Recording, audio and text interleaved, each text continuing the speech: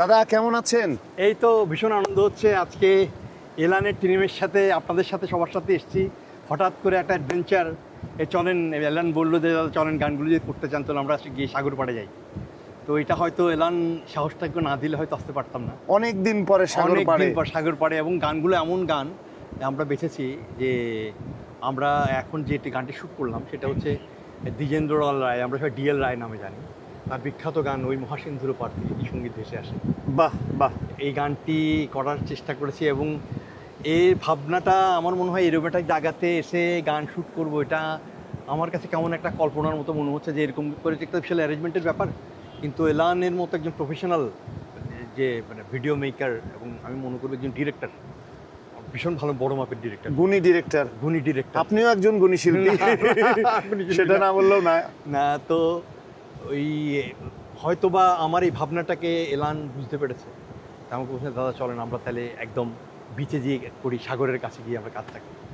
তো খুব আনন্দ হচ্ছে আজকে এমন সিকোয়েন্সের মধ্যে এসেছি, একটা প্রবাল, হ্যাঁ প্রবাল, একদম প্রবালের উপর বসে এখানে আমরা কাজগুলো করছি। ভীষণ ভীষণ আনন্দ হচ্ছে এবং আমাদের সবাই এত এত প্রাণবন্ত। আপনিও আমাদের সাথে কথা বলছেন, এত প্রাণবন্ত মানুষ, আপনি অভিনয়ের মানুষ না। খুবই ভালো লেগেছে দাদা, আসলে দেশের প্রিয় শিল্পী আপনি, প্রিয় একজন মুখ। দর্শকরাও নতুন কিছু গান পাবে, নতুন কিছু কাভার সং পাবে। আজকে মনে হয় আমরা চেষ্টা করবো আরও কয়েকটা গান শ্যুট করবার। হ্যাঁ হ্যাঁ, আমরা অলমোস্ট 4টা গান যদি করতে পারি, কারণ এরকম একটা দৃশ্যে এরকম কাজ করতে পারা, এটা আসলে আমার মনে হয় আজকে ওয়েদার ভীষণ ভালো। কেমন রোদ না, কেমন একটা মেঘলা, হ্যাঁ হ্যাঁ হ্যাঁ, রোদ না কেমন একটা মেঘলা মেঘলা, মানে ওয়েদারটা খুবই জোস। হ্যাঁ, এবং এই যে সানলাইটটা ভীষণ পোলাইট। হ্যাঁ, এই পোলাইট লাইটটা নিশ্চয়ই আপনারা তো ক্যামেরা নিয়ে কাজ করছেন, জানেন যে এটা কতটা কাজের এবং কতটা দামি, সবসময় ভাগ্যে হয় না। আমরা কিন্তু অলমোস্ট দুপুরে শুটিং করছি, কিন্তু সানটা কিন্তু অনেক মূল্যমান। এটা ভীষণ ভালো আর কি, ভীষণ আনন্দ হচ্ছে। অনেকদিন পরে এই পুরনো গানটি চয়েস করে আবার দর্শকদের সামনে নিয়ে আসার কারণটা কি? এই গানগুলো আমাদের ছোটোবেলা থেকেই আমাদের পরিবারের সবসময় এইসব গানগুলো গাওয়া হতো। ডিএল রায়ের গান, তারপরে কাজী নজরুল ইসলামের গান, রবীন্দ্রনাথের গান, পঞ্চকবির গান, এগুলো সবসময় আমাদের চর্চা হতো। এবং লোকজ ধারার বিভিন্ন গান, এই লালন সাঁইজি, তারপরে হাসন রাজা, এইসব গানগুলো আমাদের খুব চর্চা হতো। দাদা আপনার পরিবারে কি আপনি ছাড়া আর কেউ গান করতেন? হ্যাঁ, আমার পরিবারে আমার বড় বোন, আমার বাবা ভীষণ গান পাগল মানুষ ছিলেন, নিজেও গান গাইতেন, নিজে অভিনয় করতেন, নিজে নাটকের ডিরেকশন দিতেন বাবা। বাহ। তো সেই মানুষটা কিন্তু আবার আমার বড় বোন, বড় ভাই এদেরকে গান শিখিয়েছিলেন। তো আমার বড় বোন ক্লাসিক্যাল শিখেছিল, আমার মনে আছে। ছোটোবেলাতে কিন্তু আমার বড় বোনের হাতে হাতে করি। আর আমার বড় ভাই তবলায় গোল্ড মেডেল বাংলাদেশ চ্যাম্পিয়ন ছিল শিশু পুষ্প প্রতিযোগিতায় 79-এ। বাহ, ওনার নামটা যদি একটু বলতেন। সঞ্জয়। বাহ বাহ বাহ, 79-এ। তো এই বিষয়গুলো এখানে, এবং এই পুরস্কারটি দিয়েছিলেন আমার মনে আছে, যতদূর মনে আছে যে শহীদ জিয়াউর রহমান পুরস্কারটা দিয়েছিলেন 79-এ। তো এটা ভীষণ রকম একটা প্রাপ্তি যে একজন এত দেশপ্রধানের কাছ থেকে গোল্ড মেডেল পাওয়া। এই যে উদ্বুদ্ধ করা, আসলে দেশের শীর্ষ পর্যায় থেকে যদি এই উদ্বুদ্ধ করা বা পুরস্কার বা সাহসটা না দেওয়া হয়, শিল্প সংস্কৃতি আসলে আগায় না। সেটাই। আর এটাই আর কি, যে মানে বাবা কিন্তু আরেকজন বলবো কি থিয়েটার পাগল ছিলেন, গান পাগল মানুষ ছিলেন। এবং সবচেয়ে মজার বিষয় মানে আসলে এটা একটা ভাবারও বিষয়, বাবা কিন্তু স্ট্যান্ডার্ড চার্টার্ড ব্যাংকে চাকরি করতেন। চাকরি ছেড়ে দিয়ে, মানে চাকরি থাকার আরও 8-9 বছর আগে চাকরি ছেড়ে দিয়ে হঠাৎ করে উনি গেরুয়া ড্রেস পরে সন্ন্যাসী হয়ে বেরিয়ে গেছিলেন। এবং কোন ছেলে মেয়েরা অনাথরা খেতে পারছে না, কোন মেয়ের বিয়ে হচ্ছে না, তো ওদেরকে গিয়ে সাহায্য করতেন। সেই ছেলে মেয়েদেরকে ডেকে নিয়ে এসে, যে ছেলে মেয়ে একদম পথের ছেলে মেয়ে তাকে নিয়ে এসে তাকে সাহায্য করা, তাকে পরিচর্যা করা, মানে একদম সমাজসেবক হয়ে গিয়েছিলেন স্ট্যান্ডার্ড চার্টার্ড ব্যাংকের মতো একটা শীর্ষস্থানীয় ব্যাংক ছেড়ে দিয়ে। দাদা আপনার এই সমুদ্র পাড়ে থেকে খুব কাছেই আপনার বাড়ি, মানে চট্টগ্রামে। তো চট্টগ্রামের ব্যাপারে যদি 2-1 লাইন কিছু বলতেন।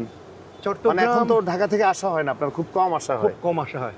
চট্টগ্রাম না ইদানিং আমার বড্ড বেশি টানছে। কেন কি, আমাদের যে আশকর আলী পণ্ডিত, আমাদের পদকর্তা রমেশ শীল, আমাদের মৌলানা আব্দুল হাদি কাঞ্চনপুরী, তারপরে আব্দুল গফুর হালি চাচা, এনারা আমাদের, তারপরে এম এন আক্তার, এনারা আমাদের সাংঘাতিক রকম ওনারা গানগুলো যখন গায়, যতটা না ছোটোবেলায় এই গানগুলো টেনেছে, এখন যত বয়স হচ্ছে ততই মনে হচ্ছে যে বারবার এই মাটির কাছে ফিরে আসি, চট্টগ্রামের কাছে ফিরে আসি। আমার চট্টগ্রামের ঐতিহ্য সাংঘাতিক রকম ঐতিহ্য।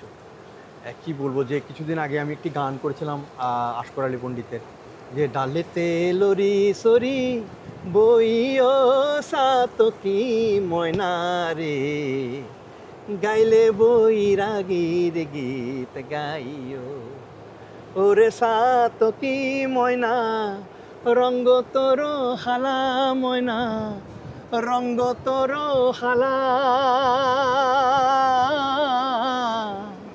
তোর মনে আর মনে একই প্রেমর জালা, সকিনা ও পরাণ ময়না রে, গাইলে বৈরাগীর গীত গাইও। এই আর কি, এই গানগুলো ভীষণ রকম করে ইদানিং ভাবাচ্ছে, যে মনে হচ্ছে যে বারবার করে যে আমি যেখান থেকে আমার সৃষ্টি, যেখানে আমার যে মাটিতে আমার জন্ম, যেই মাটির আমি ভূমিপুত্র, সেই মাটির কাছে ফিরে গিয়ে সেই মানুষের কাছে যদি কাজ করতে পারতাম, তাদেরকে নিজে একটু আনন্দ থাকতে পারতাম, এটা সবচেয়ে জীবনের বড় প্রাপ্তি হতো। ঢাকা শহরে আছি, ঢাকা শহর একটা মেট্রোপলিটন সিটি, হয়তো কাজের তাগিদে আছি, কিন্তু আলটিমেটলি আমার মনে হয় সবাইকে যার যার সেই শেকড়ের কাছে ফিরে যেতে হবে, শেকড়ের কাছে ফিরে যেতেই হবে, এবং অবসরে হোক বা শুটিং এর কারণেই হোক সমুদ্রের পাড়ে একটু আসতেই হবে। দাদা, আপনি এখন খুব ব্যস্ত, আপনার আসলে এখন আবার আরেকটা গানের শুটিং হবে। তার আগে আরেকটা প্রশ্ন করতে চাই, আপনি মঞ্চও করেছেন, কোন দলের সাথে জড়িত ছিলেন? আমি মঞ্চ প্রথমে ঢাকাতে যখন এসেছি তখন থেকে একটা মাথায় পাগলামি ছিল যে আমি থিয়েটার করব। তো থিয়েটার করব, তখন এই নাগরিক নাট্য সম্প্রদায় বাংলাদেশের বিখ্যাত একটি গ্রুপ, যেখানে নাগরিক নাট্য সম্প্রদায়, ঢাকা থিয়েটার, এগুলো সমস্ত হচ্ছে ক্লাস গ্রুপ থিয়েটার। তো এরকম একটা থিয়েটারের সাথে কাজ করব খুব ইচ্ছা ছিল। তো নাগরিকে এরকম অডিশন দিতে গিয়েছিলাম, অডিশন দিয়ে ওখানে কেন জানি না আমাকে পছন্দ করেছিল, আমি গান টান করি, সব কিছু মিলে অডিশনের মধ্যে। তাহলে দাদা আমরা আবার শুটিং এ ফিরে যাই, আমাদের ডিরেক্টর ডাকছে, আমরা আবার পরের গানের শটের পরে আবার কথা বলবো। ঠিক ঠিক। থ্যাংক ইউ ভেরি মাচ আপনাকে।